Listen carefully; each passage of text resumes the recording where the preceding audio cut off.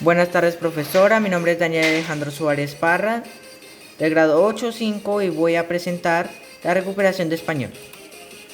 Como primera actividad, la pregunta es: ¿cuáles fueron los géneros predominantes de la literatura prehispánica? La respuesta, según yo, fueron los géneros narrativo y romántico. La actividad número 2 dice: establece semejanzas y diferencias entre la literatura maya y los náhuatl y los quechuas. Como primera diferencia están los tiempos en los que surgieron y en los que también culminaron. También están los países de origen y algunos temas entre los libros. Y la cantidad de libros también involucra bastante diferencia. Entonces, como principales semejanzas están los temas en los cuales tocan los libros y los códices, que serían el origen de la humanidad, de sus pueblos, de los dioses y grandes guerras. Siguiente punto. Como actividad número 3 nos preguntan: ¿crees que las obras líricas precolombinas hacen parte de los códices?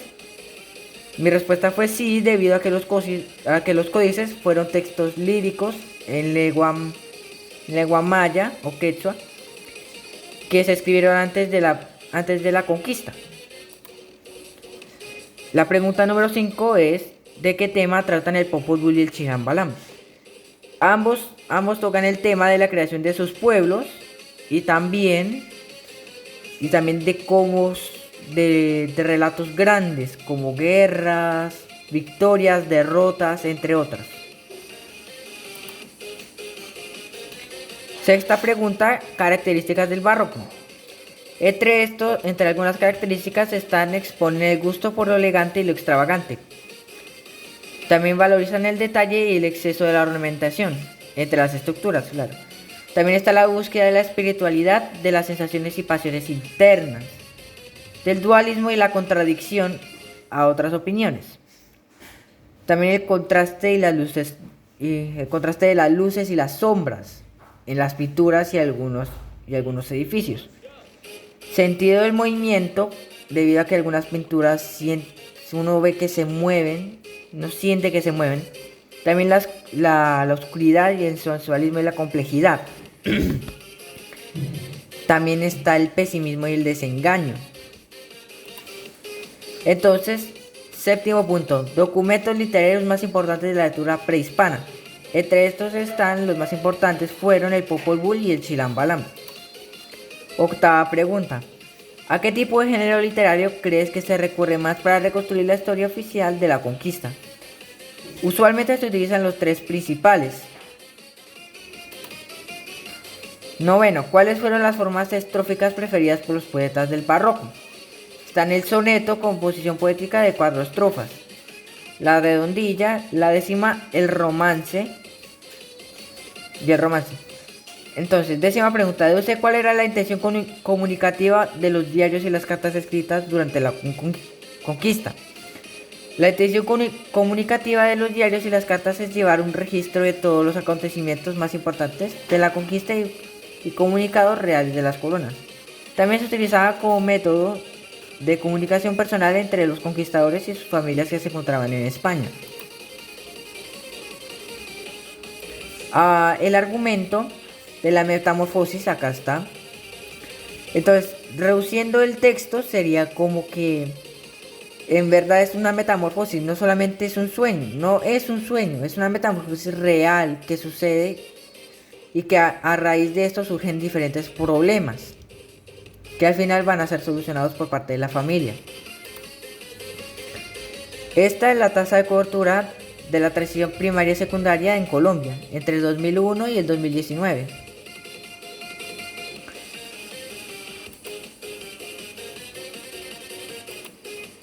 Esta es la línea del tiempo de la literatura precolombina.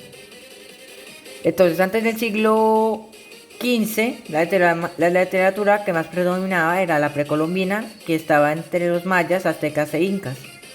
Estas se caracterizaban por la tradición oral, el sentido mítico y la escritura entre códices.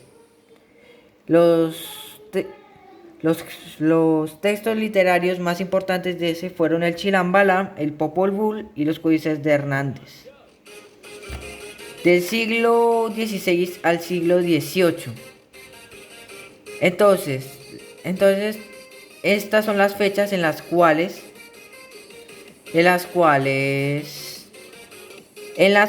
surgieron los principales movimientos del siglo XV al siglo XVIII.